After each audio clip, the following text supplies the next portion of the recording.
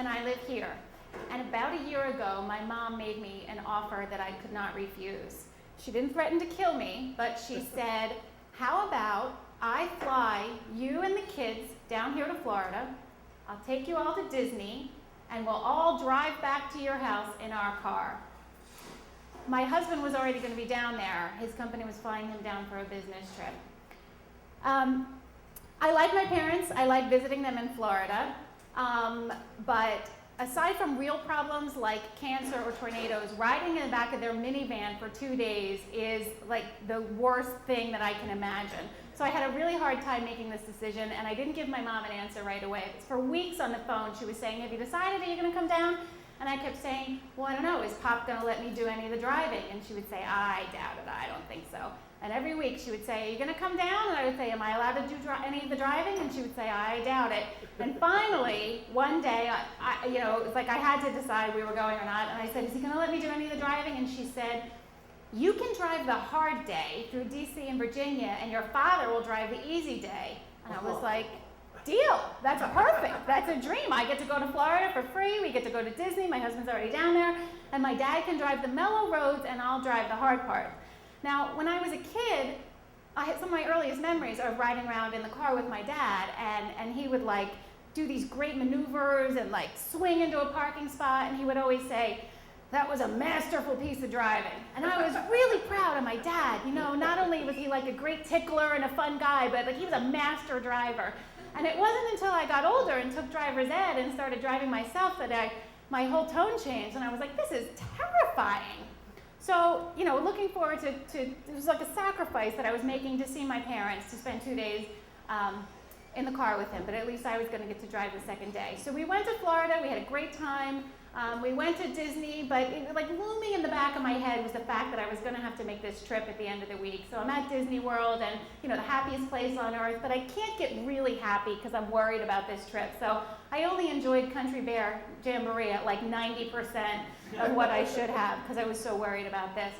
So finally the day came, and we all piled into the minivan, my mom and dad and the dog and my 2 kids and me, and lots of talk radio. And we set off for Pennsylvania. I'm not going to say that my dad drives like this, because I love my dad, but from the back of the minivan, it kind of feels like he's one of those people that like floors it and then lets it run out, and then floors it again and lets it run out.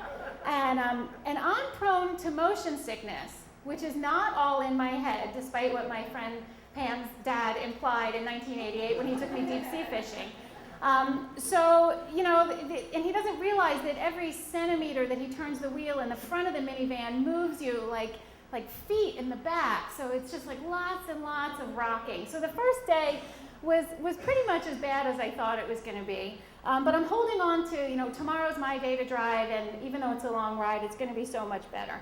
And my son, my 6-year-old son, is focused on getting home to go to Cody's birthday party. So right away he starts asking, do you think we're going to get home in time to go to Cody's birthday party, which is at a golf course, so I can't blame him.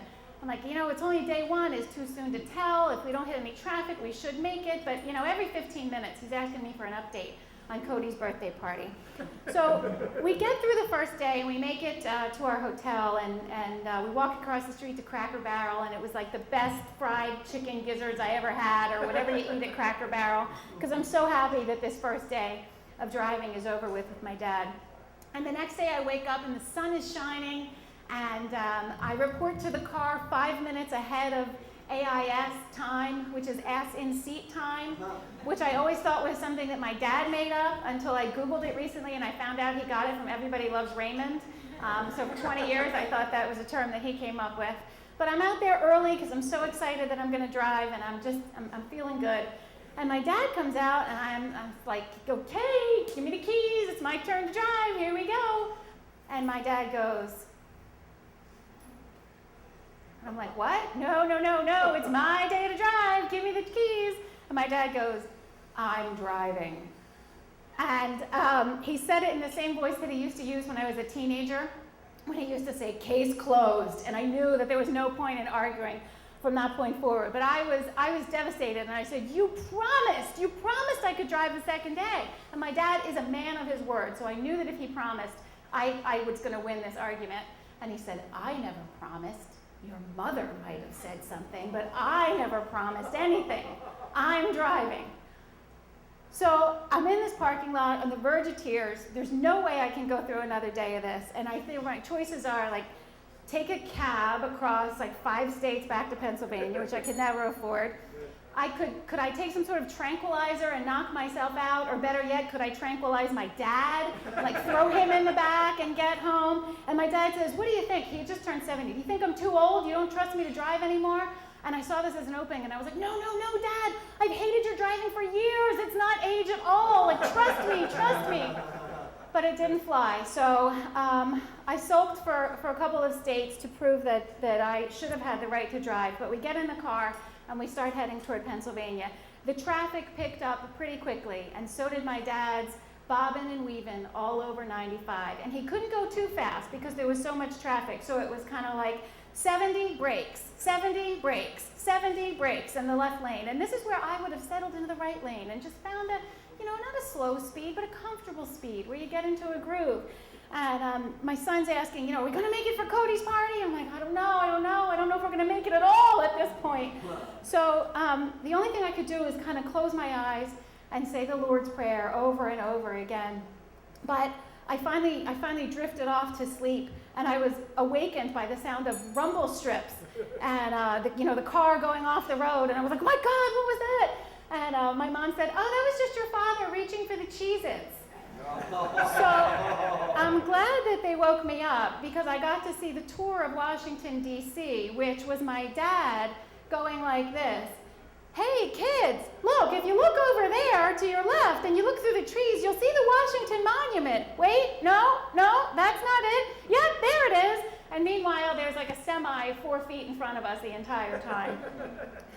I sent a lot of goodbye texts to some friends. I just prayed and held on and tried not to throw up. My brother did this trip again last week, and he described the vehicle as a rolling vomitorium, and he did throw up 3 times, so I kind of feel like a champion there that it never happened for me. We finally got about an hour from home, and I told my son that it looked like we were going to make it in time for Cody's party.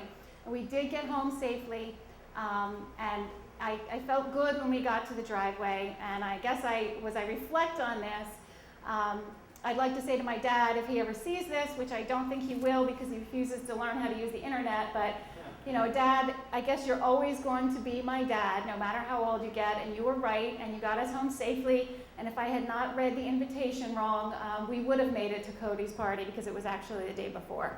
So, thank you.